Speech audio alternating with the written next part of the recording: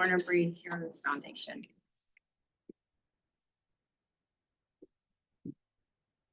Before we get started with this next slide, I'm going to talk a little bit about the Virginia Healthcare Professionals Monitoring Program.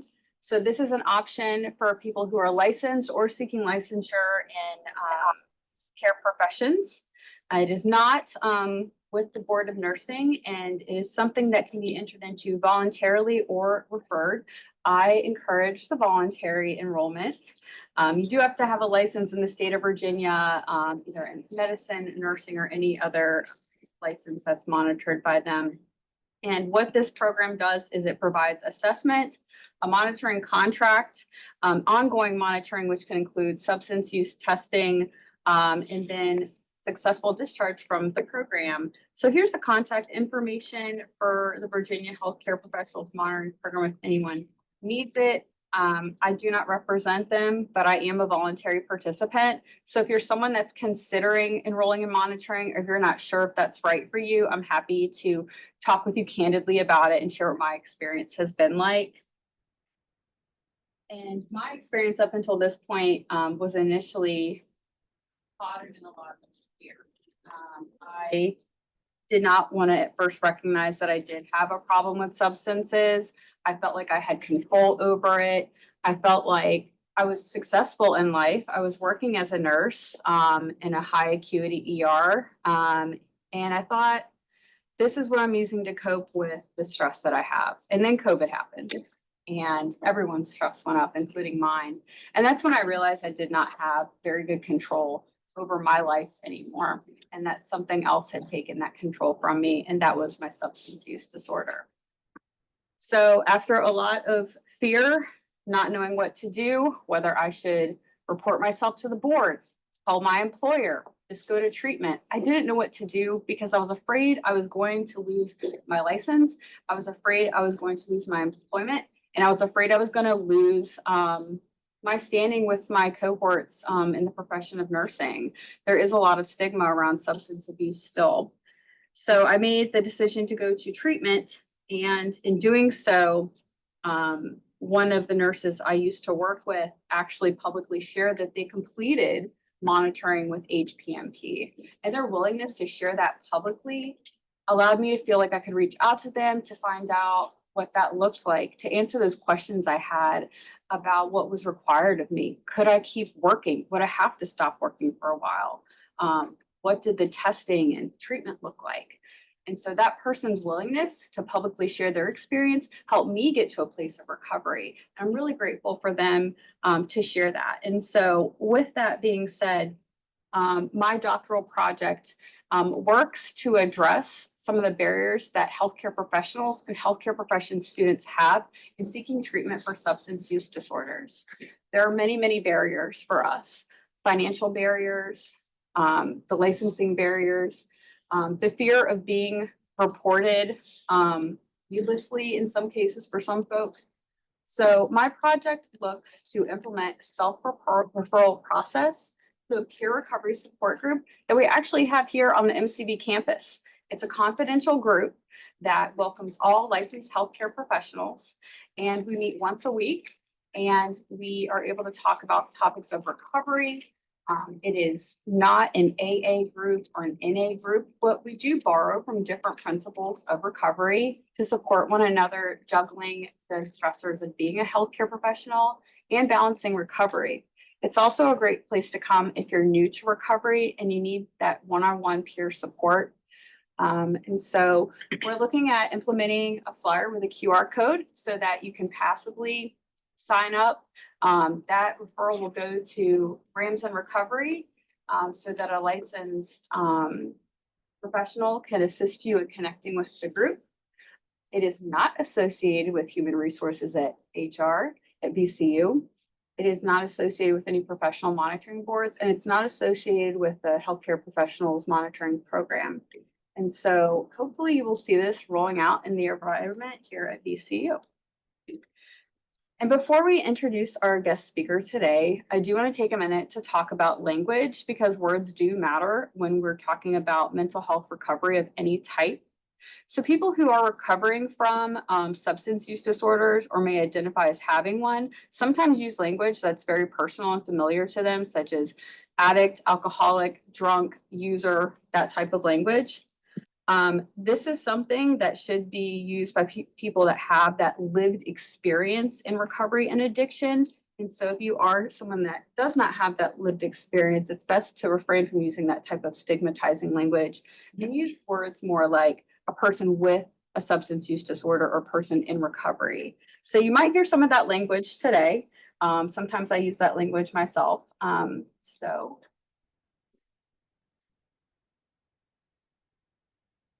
being said, we are going to go ahead and get started in just a moment with our speaker. I do want to thank a few key people who helped to make this lecture series possible. And we hope to see you at our next upcoming dates throughout the spring. So first I want to thank Dr. Omar Abubakar, Tom Bannard, Rams in Recovery, the members of the MCB Peer Recovery Group, Karen Landrum, the VCU School of Medicine for hosting us here today, and our special guest, Dr. Peter Coleman. Dr. Coleman is well known and renowned for his exceptional care of persons suffering from substance use disorders here in the Richmond community and throughout other locations in the United States via the Coleman Institute. Born in New Zealand, Dr. Coleman completed his medical education at the University of Otago Medical School before moving here to Virginia. He has served as the president of the Medical Society of Virginia, a lecturer and medical director at the Medical College of Virginia and Virginia Commonwealth University, respectively. Dr. Coleman is a keen expert in the field of addiction medicine and continues to shape the field today. So ladies and gentlemen, please welcome our honored guest today, Dr. Peter Coleman.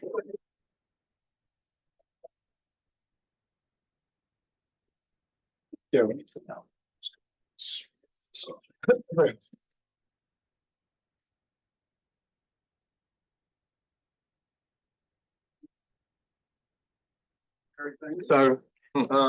wasn't quite sure who I was going to be talking to and sharing my story with when Tom asked me. But I'm delighted to be here and thanks for that introduction. And I've been asked to talk about, my personal recovery and how that has shaped, my practice of medicine, my career. And I like talks like this being interactive. So if at any point at any time somebody has a question they'd like to ask, then please, it's actually easier for me to answer questions than talk off the top of my head. So I'm delighted with questions.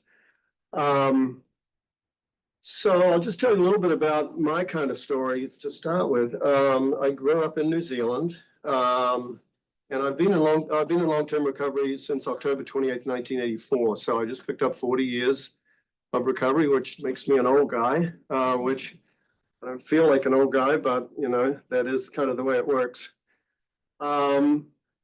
So it's been an amazing journey. Growing up in New Zealand, my dad was a civil engineer, my mom was kind of a housewife. And I knew that I wanted to be a physician when I was about 12 or 13. We had a fabulous family doctor ourselves. And I used to have acne, and so I was seeing him fairly often. And when I would go to his office, he just seemed to have such a fun life. I mean, people looked up to him, they liked him, the staff were nice, he was helping people. And I just knew at that point, that's what I want to do, and I feel bad for people who don't know that stuff early on in life, because that took everything off the table after that. I was like, okay, I'm going to be a doctor. I want to be a doctor. And I was doing well enough in school that I knew that if I worked hard, I could do it. And I've never looked back. And I don't regret it now. I know some people with the practice of medicine these days are like, oh, it's so difficult with, insurance companies and reimbursement and regulations and protocols and stuff. I don't know that I'd do it again. I can't think of anything else I would do. I've loved it. And I found out that in New Zealand, we have a 6-year medical program. So we have 1 year of pre-med and then 5 years of medical school. So we go straight and really from high school. We have a 5-year high school, so it's a little bit longer. But anyway, in the last year of high school, you could sit an exam called bursary and scholarship. And if you did well enough, you got a guarantee into med school. So you didn't even have to compete for that pre-med thing. It was just like, as long as you get a pass. So I found out about that. A lot of people didn't. I don't know quite how I did, but anyway, that allowed me to go to Otago Medical School in Dunedin in New Zealand and not even have to take serious classes because all I had to do was pass. So I took philosophy and anthropology and some other fun things, and then got into med school. Did my second year. And then at the end of that year, a couple of friends said, "Hey, Pete, we're going to America and we've got a ski jobs at Mammoth Mountain in California. Do you want to come?" I was like, "Hell yeah." It was student travel, so it was half price, and we had guaranteed jobs, and you could actually make more money in America than you could in New Zealand. And at that point, I was 19, and I thought, I want to take a year off. I want to explore the world as a 19-year-old. I don't want to wait till I'm finished with medical school, and because then I'll travel as a doctor. You know, I want to travel as a kind of a bum. So I went to the dean of the medical school. I said, "Can I take a whole year off?" He's like, "Well, no one's ever done that." I said, "Well, can I do it?" He said, "Well, I guess." I said, "Well, I get back in?" He said, "Well, I can't guarantee it, but your grades are pretty good, so I don't see why you wouldn't get back in." So I came in 75 to California and worked at Mammoth Mountain. And then my friends went back to do their school, and I stayed on, and I hitchhiked up to Idaho and worked as a lumberjack. I walked into a lumberjack's office and said, "I'm a lumberjack from New Zealand, so can I get a job?" And that, like 3 months of that paid for the whole trip. So then I went back to medical school and finished that off and graduated in 1980. As far as my substance use goes, I took a couple of, I started drinking probably 16, 17. And in New Zealand, drinking is a huge part of the culture. And I was always kind of entrepreneurial and sort of risk-taking. So, the idea of drinking fairly heavily at times was, sort of just something that I knew I was going to do. And I remember the first time I got drunk, we'd stolen some cherry brandy from a neighbor's house, from my friend's brother, and so drunk, blackout, vomiting, terrible, felt horrible the next day. But the number one thought in my brain was, holy crap, that was amazing. I just absolutely loved it. It did something to my brain that gave me this dopamine buzz that I'd never experienced before. And I was like, that's what I want. I'm not stupid. I won't drink cherry brandy again, which I never did. And I'll learn how to modify it, so many young people, don't know how to modify their drinking. So they end up even, killing themselves with a fatal overdose because they don't understand pharmacokinetics, which I didn't either. But anyway, I absolutely loved that buzz, and smoked some pot. And, again, once I smoked some really strong pot and got into this like magical world like Alice in Wonderland, I was like, this is unbelievable experience. I just love it. And so I just knew I was going to keep doing that, and I was going to incorporate that into what I did. When I got to medical school, I started hanging out with people who liked to drink, and we would play drinking games on Friday nights, Saturday nights. We'd get so drunk, we'd, in blackouts, we couldn't remember how we got home. And that was part of the thrill. I mean, it was like, if you remember the night before, it wasn't that good of a night, sort of thing. I mean, that's just the way things were back then. And I was smart enough to know that I had to cut back, when it was exams. We used to, back in the day, we really had finals, and that was kind of the only time you knew whether you were going to pass the medical school class. So as long as you really cut back and studied for a couple of months before that, you could pass. So that wasn't too much trouble. When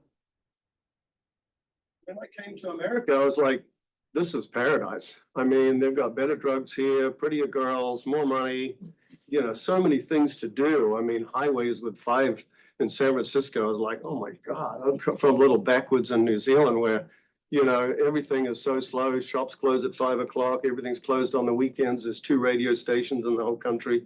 And here's America with, everything that we'd sort of known growing up, and it was just unbelievable. Started getting in a little bit of trouble, fairly early on with little things. In fact, in high school, my brothers had some marijuana, so I started sharing that, or dare I say, selling it to some friends in high school. And the next thing you know, the cops are at my door and talking to my mom and dad when I'm like 17. And they're like, we've heard Peter's selling LSD at school, which I wasn't. So we went down to the police station and we're like, oh, no, he's going off to medical school. He's a good kid. And so they, had no evidence, and I wasn't actually selling LSD. It was marijuana. So, I got away with that. And another couple of times I got busted trying to get into a pub underage, but I talked my way out of it. And in medical school, I got a drunk driving ticket, but they screwed up on the thing, so I got off with that. After America, I went back and sort of studied hard, but kept drinking and kept, trying to different things. And I got the drunk driving ticket, had a car accident when I fell asleep after a heavy night. So there were these things that started happening. And I even tried ketamine. So back then, ketamine was an injection that you could use, for animal tranquilizer. And a couple of friends of mine in medical school had tried it. I thought, well, I got to try that ketamine. So you could actually go to a pharmacy and just say to the pharmacist, I want some ketamine for cats. And they'd give you this vial. Like, holy crap. What I didn't know is my friends had evaporated it and snorted it. So I was an injection. So I thought, well, I guess you got to, so I got some needles and I thought, well, I'll give myself an intramuscular injection. That's not going to be a problem. So I did that, and it was this weird experience that I didn't even really enjoy, but I thought, well, I better do it again, see if it's any better the second time. So it wasn't.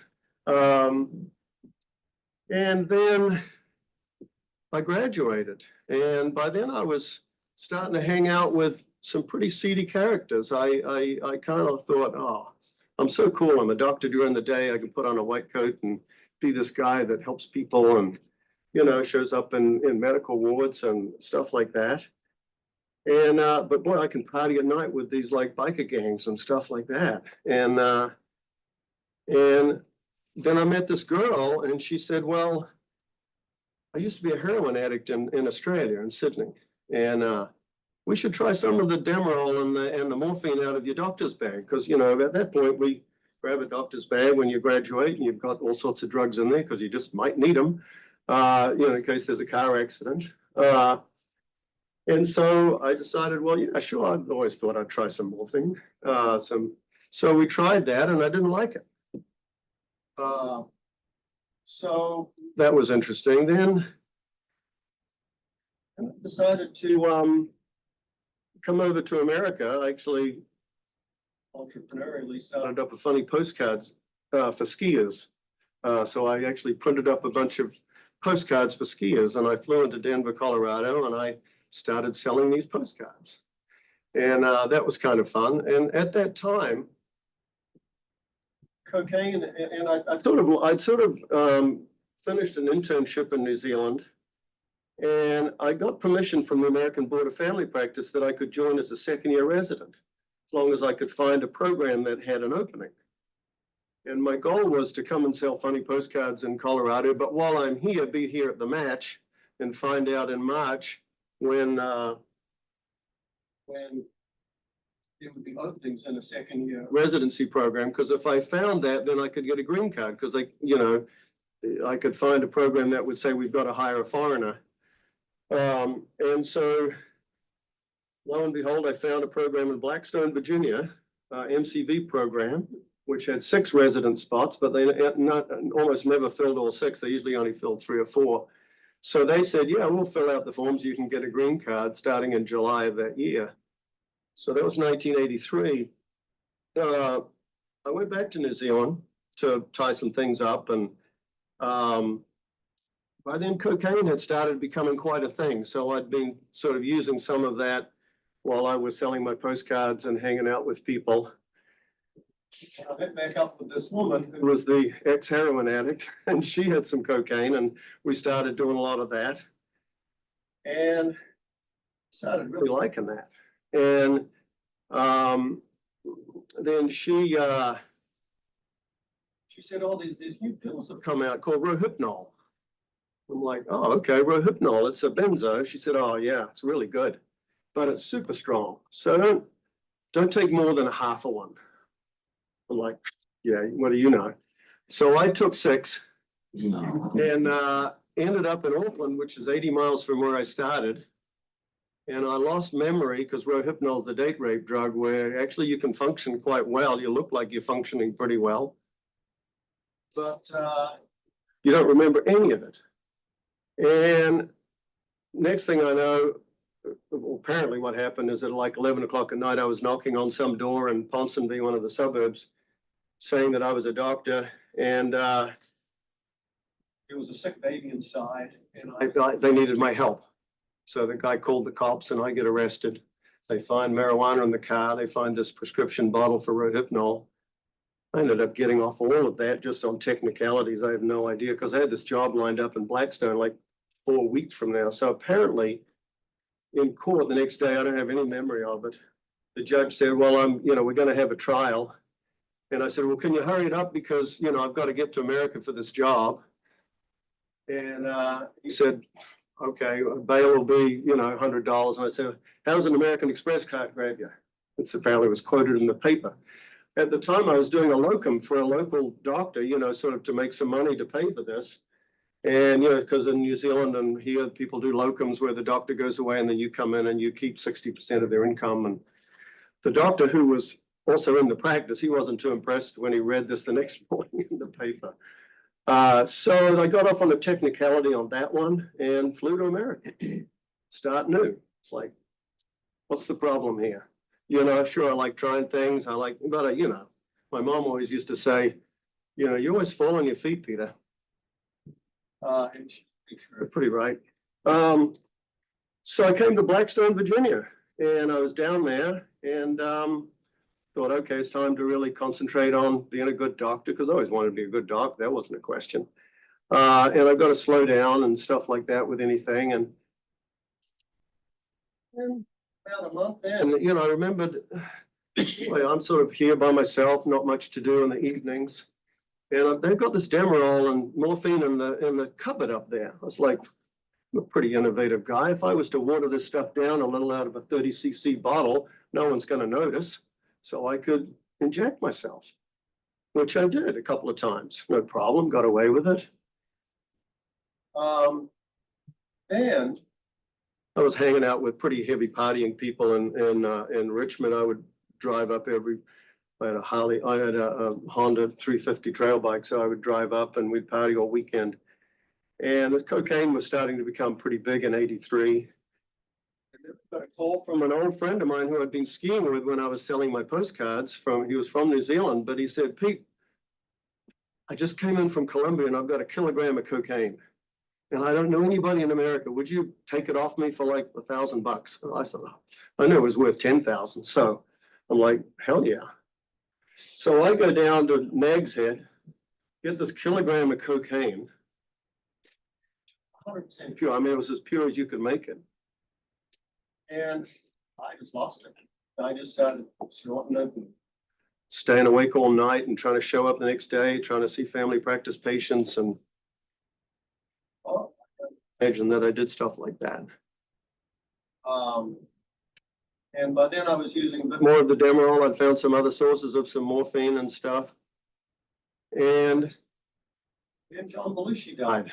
I don't know if you remember that, and he died of cocaine overdose combined with heroin. Like, shit, you can inject cocaine? Not smarter than John Belushi, so I started injecting it. And it got bad really fast because IV cocaine gives you a dopamine buzz this fast. I mean, snorting, we were smoking freebase at that point too. I had a pharmacist friend who was here at VCU and he was pretty good at freebasing cocaine. And so I just lost control. I mean, I just would stay awake for days at a time and try to go to work. And by then my arms were starting to get scarred up and I was injecting in my feet. I mean, did it once cross my mind that I had a drug problem? No. I was positive I was just experimenting. I was a mad scientist. I was like so smart and so in control of everything that this was just this was just the way to experiment, you know, and do stuff. And then the doctors at work started noticing that I wasn't quite my usual self, so they brought me in and put me on probation. It's like, shit. They said, what's going on? I said, oh, my parents are getting divorced back in New Zealand. It's a really stressful time. They said, all right, we'll see a counselor. And I said, oh, sure. So I gave the rest of the cocaine to somebody here in Richmond, so I wouldn't have access to it. And I started going through what I now know is kind of a mild withdrawal, because I'd been using a lot of that and some morphine. And then one Sunday afternoon, October 28th, I thought I got to go down to the office and get a little bit of morphine to just take the edge off. I just, you know, shit. So I went down. I was actually having an affair with the boss's nurse. So that was kind of messy. And I had access to this clinic, so I could go in any time. She had access. And I went down there and I didn't come back for a while. So she came back and I had started injecting things, but my veins were so blocked up that I couldn't get any effect from it. So I did it again and then again. And then I turned blue and stopped breathing. I don't know how close I came to stop breathing, but she came down to find me and saved my life and called the other doctors in, and they gave me Narcan and resuscitated me. At which point I woke up and said, the fuck are you guys doing here? And they said, you got a drug problem. And I said, don't be ridiculous. I just made one mistake. You know, anybody could make a mistake like this. Come on. They said, no, you're going to go to Chippenham Hospital for a couple of days. And if you don't go, then you won't ever work as a doctor again. I said, all right, I'll go. So I went there and then they put me in Tucker Hospital, which was a 3-week program. And they evaluated me and said, no, you've got a more serious problem than that. You've got to go to this place that Melissa Warner works at now. Used to be called Physicians Impaired Program, Virginia Impaired Physicians Programs, now become the Farley Institute. And this was in Hampton, Virginia. So I had to go to 4 months of treatment. Very reluctantly. When I walked in the door there, this guy who was taking my history, he heard a little bit of I said, what's going on? I told him a little. He said, oh man, God was looking out for you. I said, oh God, here we go. This is Jesus freaks here. I almost turned around and went back to New Zealand. I mean, I was seriously considering going back to New Zealand where they understood me and through American. It was a little voice that kind of knew that, you know, things actually hadn't been going great. And they could just stay and keep an open mind, you know, see how you feel. And week I was in their detox unit and I didn't sleep well. And, you know, I had serious GI upset. And now I realize I was in withdrawal. I had no idea that it had got to that stage. And then we stayed in the hospital for a whole month, and then we moved into a recovery residence. So we lived in a halfway house with other healthcare professionals. So there was a pharmacist and a physical therapist and another couple of guys. And then we would do group therapy in the morning. No, we would work in the morning and then do group therapy in the afternoon. So it was called mirror image therapy. And so what we had to do was we had to work for 3 hours in some field they put us in. Well, they put me with Dr. Holt. And Dr. Holt was a family practice doctor from Petersburg who was in recovery 10 years. And Brian P. was the most amazing man I've ever met in terms of inspirational. He walked around the hospital, treated these patients, and I'm like, I want to be like this guy. You know, I mean, the nurses liked him, the patients liked him. He was smart, he was kind, he was, you know, he was just nice. And at that point, I realized my life hasn't stopped, you know, because when you go to rehab and, you know, you might lose your medical license, you might never, it feels like the worst day of your life. It feels like your world has, once it hits you, I mean, it took a while to hit me. I'll never forget when I was at Chippenham, when I was at Tucker's. The second day, I just started bawling with crying because I looked at my wrist and there's a green patient band on. And I'm like, I'm the doctor. I'm not supposed to have a patient band on. It just hit me. This is where your experimentation, your arrogance, your, risk taking, all of this desire to catch the best dopamine buzz that's ever been available. This is where it's got you. In a bloody locked psychiatric facility, you can't even get out if you want to. So that process of getting through denial, of starting to see reality the way it actually is. Because when I was using, my thinking was so distorted. I mean, I totally believed I was in control and that everything was just fine. So working with Dr. Holt, I was like, I can be a doctor again. I can do what I've always wanted to do. And so that was great. I did that and I learned a lot from him. And, during that rehab process, your brain starts clearing up, your thinking starts becoming clearer. You start seeing reality better. You start feeling emotions better, and you start learning how to deal with emotions, how to actually recognize when you're anxious, when you're afraid, when you're happy, when you're sad, and then learning what to do about it. You start learning all this recovery stuff. Feelings aren't facts. And this too will pass. We had to go to a 12-step meeting every single day. And basically told, this is your insulin. I remember thinking, why couldn't I have just been a diabetic? Why did I have to have addiction? I could learn how to control insulin. I knew how to do that. This was even before Lantus. But this idea of controlling or not ever relapsing was like, that's like asking me to dance and I don't know the steps, and I'm a horrible dancer, so I don't know that I'll ever be able to learn the steps. It's like so out of my wheelhouse. But things start getting better. You start getting more confidence, and part of the 12-step program is a spiritual program. So, the second step is came to believe that a power greater than ourselves could restore us to sanity. I didn't think I was insane, but after a while in rehab, I realized I really was insane. I was acting in an insane way. My thinking was insane. And so for me, the whole 12-step thing with like 2 million members around the world became my higher power. It's like, okay, that is a power greater than me, that if I do what they say, I will be restored to sanity. I'll have a happy life.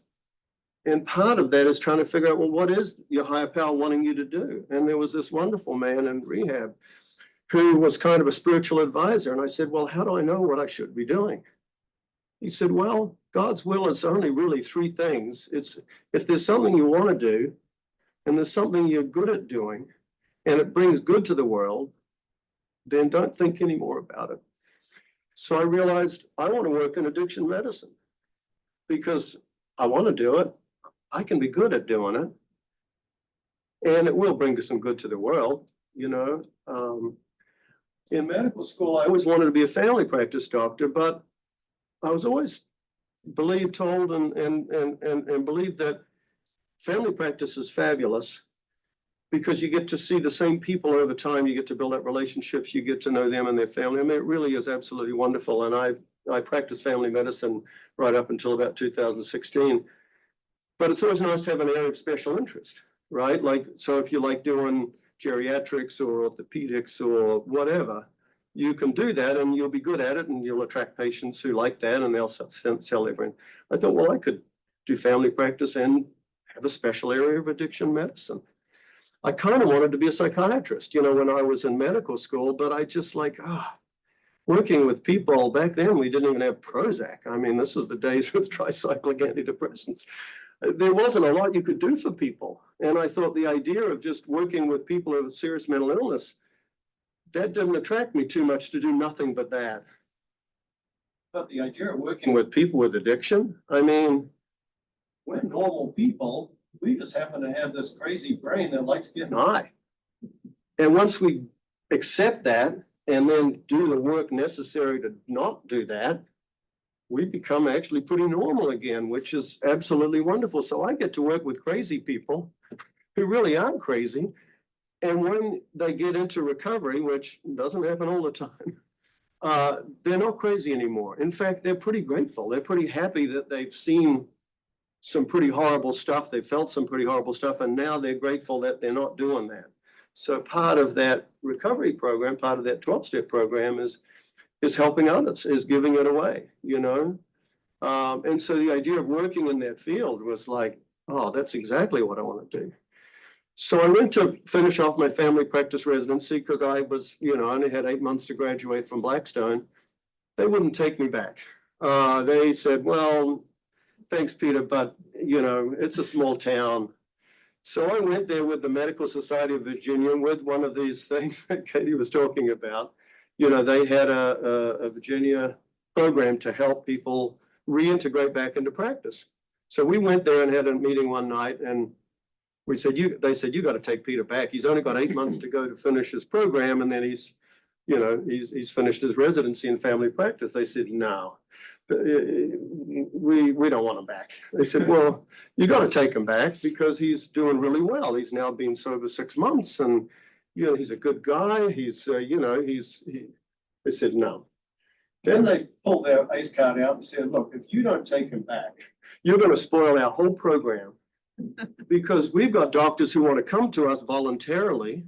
No one's going to come to us if they've heard the rumor that you don't get your job back, you don't keep your job.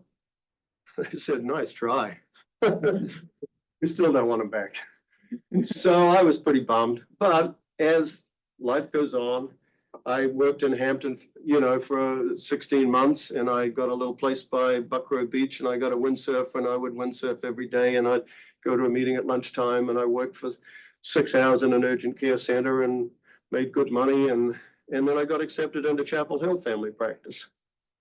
And the difference down there was when I called them up, said, you know, could I apply? They said, you're in recovery, come on down.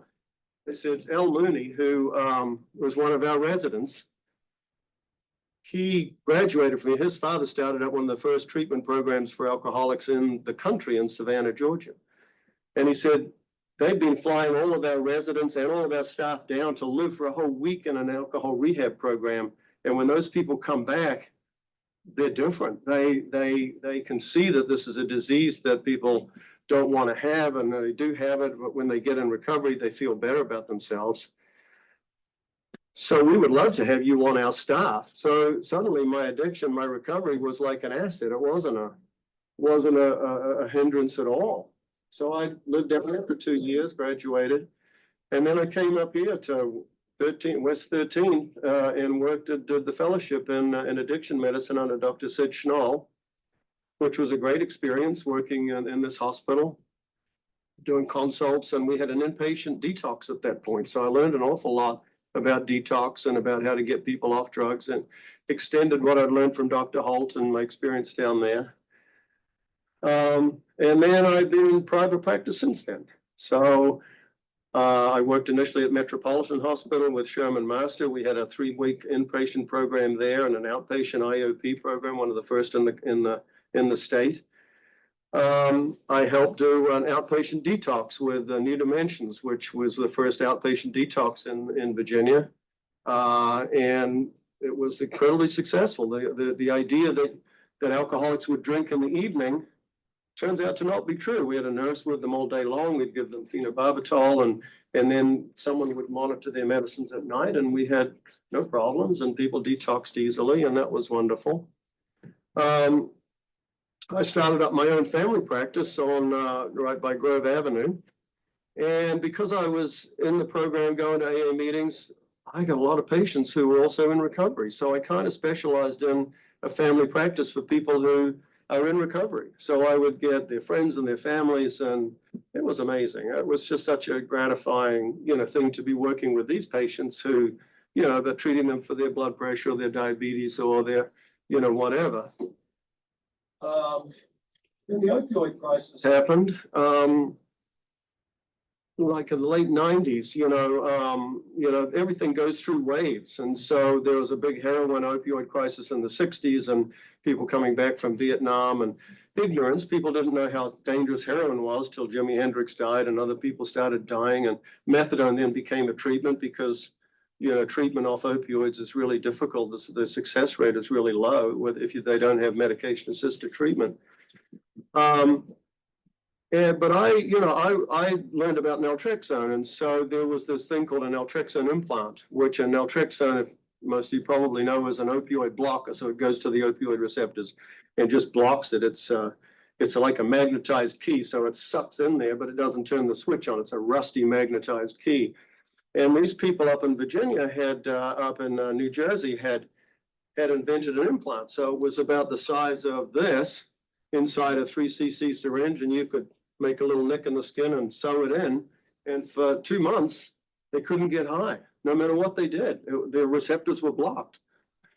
So then the question is, how do you get them detoxed in order to get them on that? So, there was this process called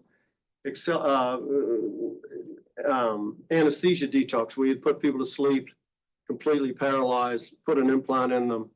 And I took that and did about 300 of those, and then evolved that into an easier, safer, much better process called an accelerated detox. So we did that starting around 2002, and it became great. I mean, I always liked being an entrepreneur, so I started up a company, and we had a website, and we learned all this sort of stuff, and we had great staff, and we would refer people on to different treatment programs depending on what they needed.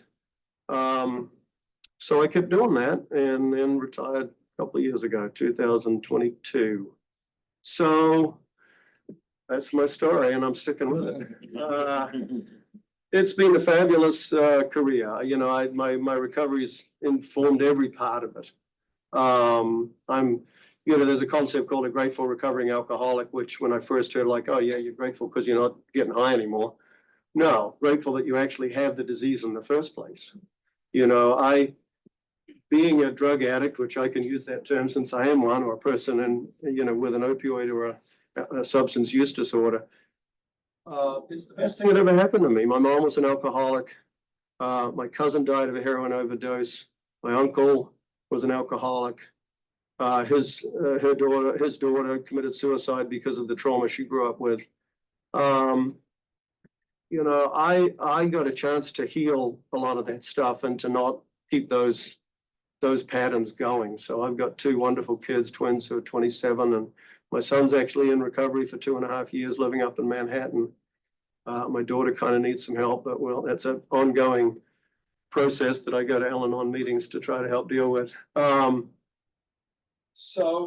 having this disease is the best thing that ever happened to me. I was always trying to figure out, how do you be happy? What is life about? And I thought the answer really was getting high. I really thought dopamine, girls, money, sex, drugs, anything that gives you that buzz is what the answer is. But dopamine rush is that's all it is. It's a little chemical that goes off in your brain and then it's gone.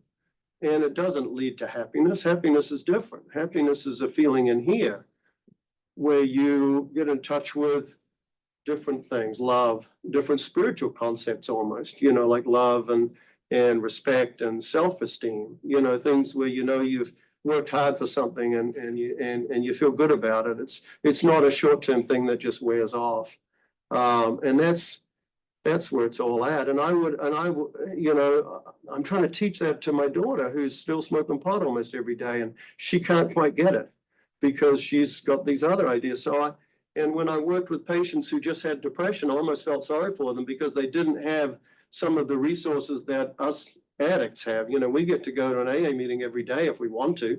We get a sponsor, we get 12 steps, we get different things we can, and that helps guide us, and it helps inform, and it helps support us when things are difficult, and it helps us share things when things are good. And a lot of people don't get that. When I would see patients who just had depression, I would sort of sometimes feel sorry for them because all I had to offer them was some one-on-one counseling and some Prozac or some Zoloft or Celexa or something. And they didn't have the Now, it's not that they can't use those, but it's almost easier for us because we were told, this is your insulin. You go to meetings every day or you're gonna die, motherfucker. And you know, I didn't want that, you know, and after you do that for a while, you realize, wow, my life is so much better. Not just than it was, than I could have ever dreamed of, you know, so. It's been fun. So if anybody's got any questions about that. We've got, I don't know how much more time you wanna. Yeah, about 10 minutes or so. Yeah.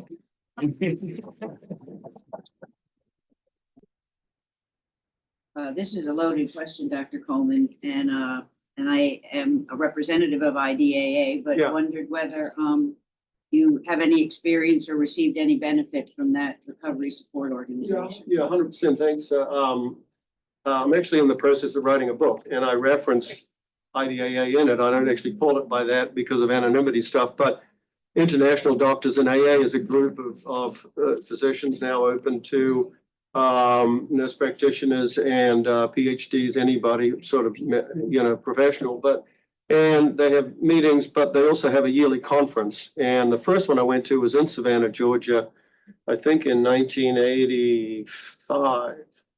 So I was about 18 months sober.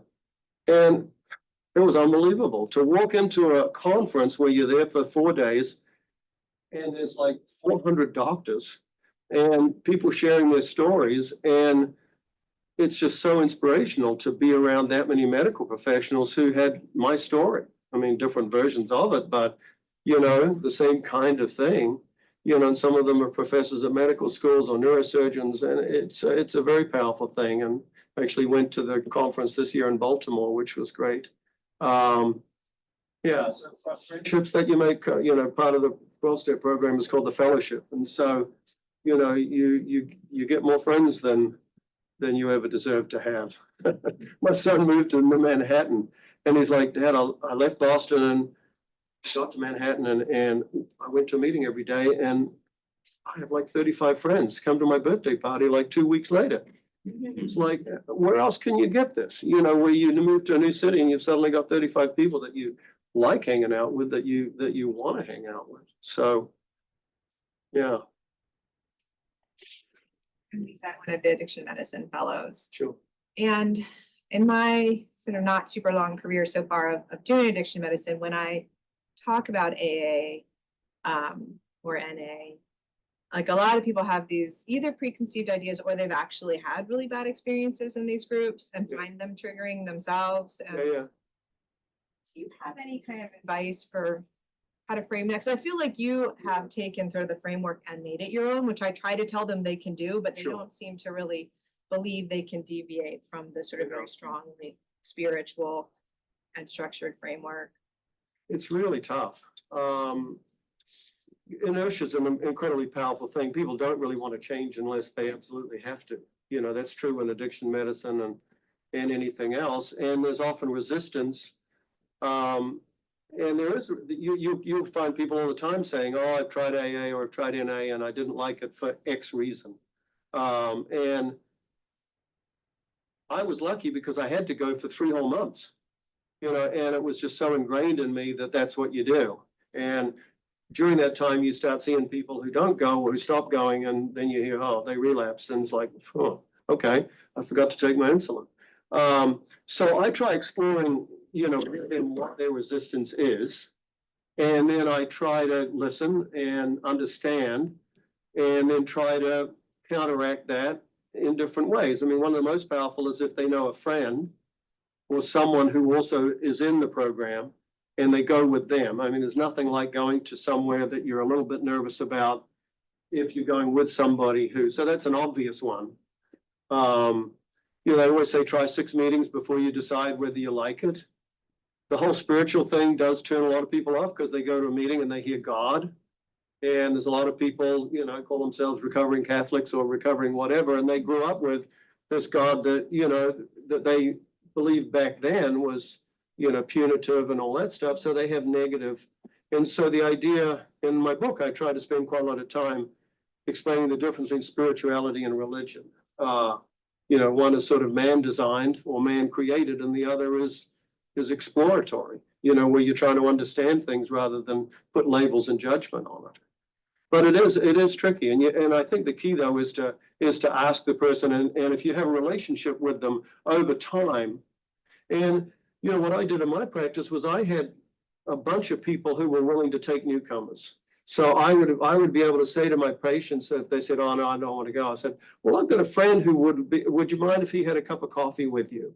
And so, you know, ease it that way, so that if you just make it a little bit more attractive, then people will, you know, motivational interviewing almost, if you can move people just a little bit in that direction.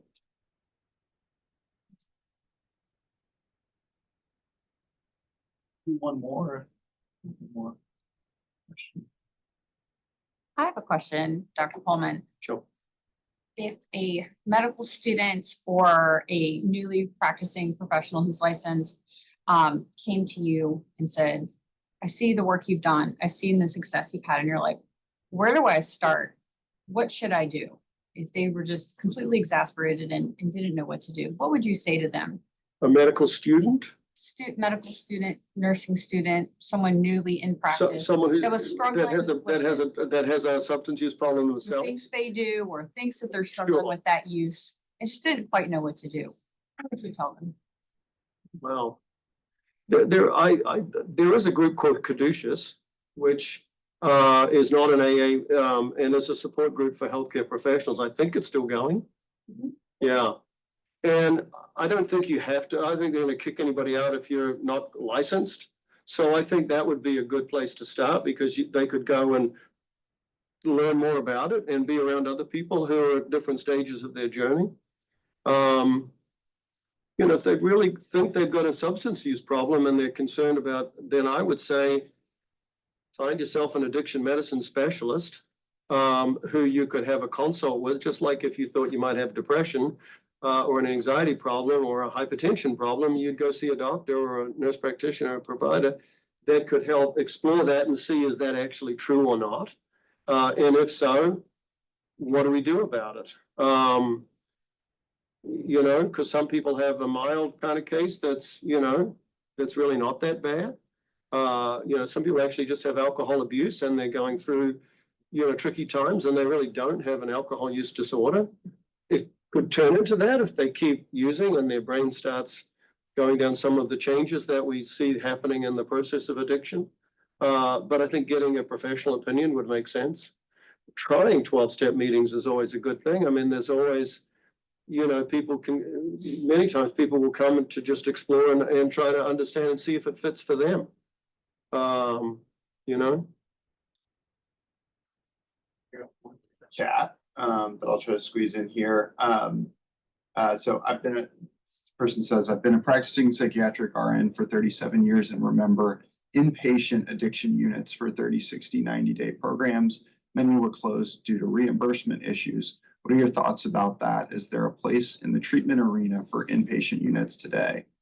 I remember doing some really good work and changing lives in those programs. Yeah, no, absolutely. There's a place for those today. I mean, you know, the spectrum of addiction is quite broad, like other diseases. I mean, we see some people with diabetes who they have a mild case. All they've got to do is lose some weight and stop eating sugar. And other people are on, you know, 5 shots of insulin a day. So some people, the truth is, as I see it, is that IOPs really came on board and actually had pretty good success rates for a lot of people, but not for everybody. And so part of our job as addiction professionals is to evaluate people and determine how severe the problem is, not just in the physicality of it, withdrawal stuff, but also the whole spectrum of it. Like, you know, what's your living situation? And this is what I'm trying to get into my book, is that the best way to approach this disease is to have an addiction professional sit down with you, do an evaluation just like they do with any other disease, and say, what are all the things? What's your genetics?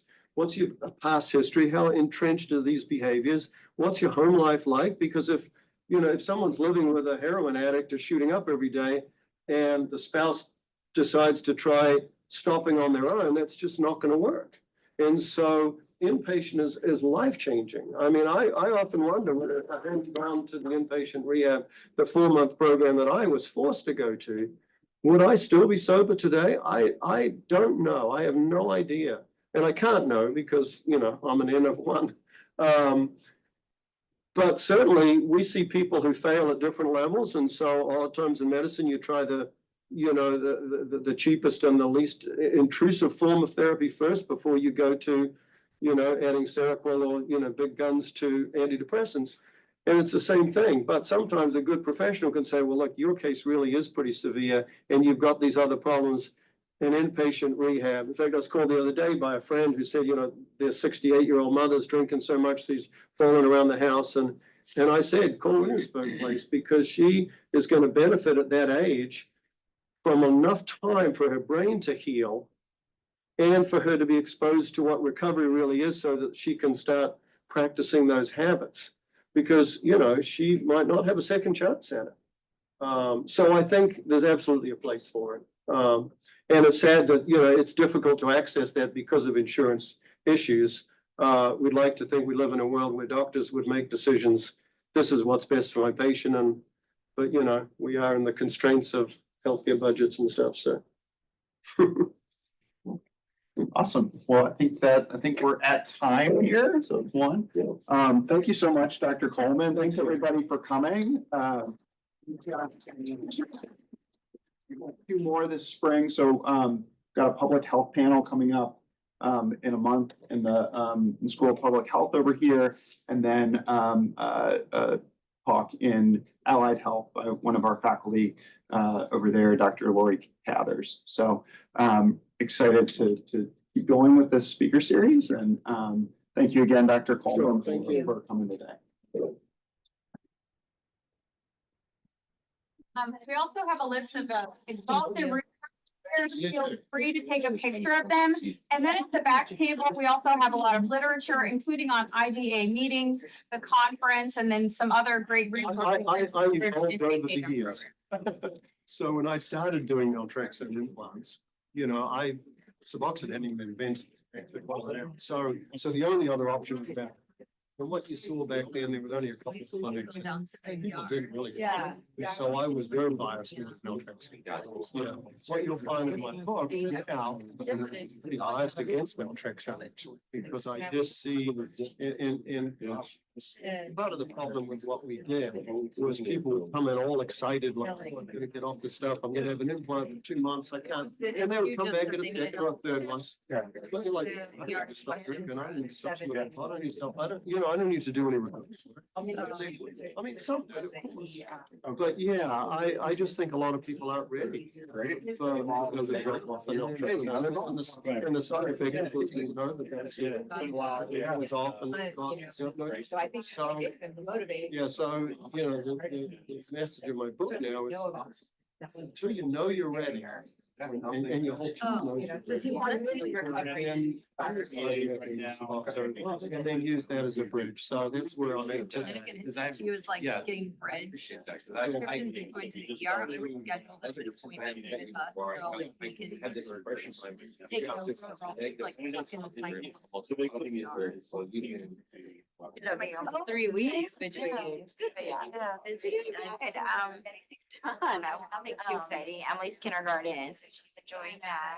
Her birthday's in February, so she wants some birthday party. Yeah. Is it wonderful being a mom? It is. I'm so glad. It's fun. It's awesome. Sorry, like I remember like I go to like 2000. Yeah. Something we need. That was a while ago. Something about that breaks. It was. I mean, that ain't me, babe. That ain't me. It's just it's just a challenge. Oh, wow. Don't remember when, but somebody had passed. I don't know of what. I think it's just like general health. I mean, he was At least 20 years older than me, so I think he was like late 50s or mid 60s. Yeah, yeah. Whatever it is, like ask forgiveness. Never got to pick his brain. I haven't even treated many patients since 2000. But I don't know, that we are. Thanks. Yeah, but we are not the psych experts. Yeah. Yeah, I've got a clinic right now, actually. So I Yeah, gotta- you guys do it. And you guys are using a lot of summer things too, right? Exciting, yeah. 10%, yeah. I, you know, if I was younger, I would say like, I just think long acting products, that's where it's at. I mean, that's what I assume. As soon as you want that in, But he actually left. just like you see in the first couple of weeks of Rubicon, then the third or fourth Like he week, lives in uh, Richmond now, Mhm. and she tried to get an RVA But yeah, today, it's cold. and All right. they didn't wanna. Advice for, Anyway. good places to refer people to. All we want to do is motivate. people. Wow. I feel like that's a really So the addiction. I mean, I don't mind managing their addiction, but I feel like they need PTSD, and our counselors are great, but they're like not, like exposure therapy experts or. Know that homeless. You say you're a fellow? Yeah. Cool. Maybe they're. If you ever want to come do a rotation at the Farley Center, we. Certainly should. We usually do. So currently Yeah, I'm not driving. I was here a couple months ago, but I'm hoping to try to like rearrange my schedule. for Okay. April. Yeah. Their journey. And do you actually don't know who the contact person is? I know people have done it, but. I Very don't know. cool. Yeah, you can start with me, that's fine, I don't have a card or anything. I mean, at some point. Melissa? You got. Yeah, yeah. Warner, like Warner Brothers, Yeah. just give you my cell, Yeah. 757 Yeah. that'd be sweet. 871 Yeah, 'cause it's, 1266. Awesome. Yeah, That's I, your um, number? yeah. Like, you know. No. Well, that's not what. Sun runs. Oh, that's not gonna do me any Thank good. 12 steps or groups. Yeah, I don't know. Nice. You know, I'm proud.